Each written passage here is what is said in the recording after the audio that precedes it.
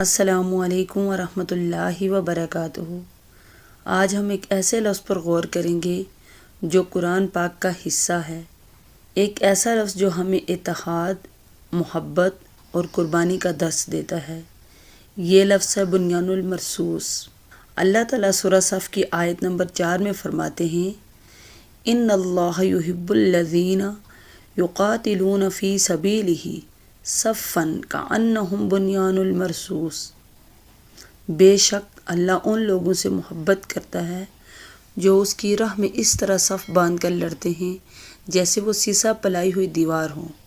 ذرا سوچئے اللہ تعالیٰ کی محبت کیسے مل رہی ہے ان لوگوں کو جو ایک صف میں ایک دل کے ساتھ ایک مقصد کے لیے کھڑے ہوئے ہیں۔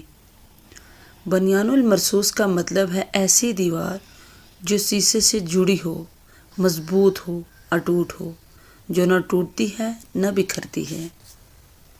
ایسی ہی مضبوطی ہمیں چاہیے اپنی صفوں میں، اپنے رشتوں میں اور اپنی امت میں۔ آج ہم بکھرے ہوئے ہیں قوموں میں، فرقوں میں اور سوچوں میں، لیکن اللہ تعالیٰ کی محبت حاصل کرنے کے لیے ہمیں ایک ہونا ہوگا۔ جیسے صحابیات ایک مقصد کے لیے کٹ مرنے کو تیار تھی، جیسے امت پہلے ایک جسم کی طرح تھی۔ آئیے آج سے ہم یہ عہد کریں کہ ہم محبت بانٹیں گے، نفرت نہیں۔ ہم صف میں کھڑے ہوں گے، بکھری صفوں میں نہیں۔ ہم ایک بنیان المرصوص کی طرح مضبوط امت بنیں گے۔ وآخر دعوانا ان الحمد للہ رب العالمین۔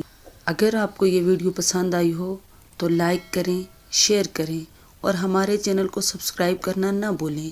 مزید ایمان افروز احادیث اور اسلامی معلومات کے لیے جڑے رہیں ہمارے ساتھ۔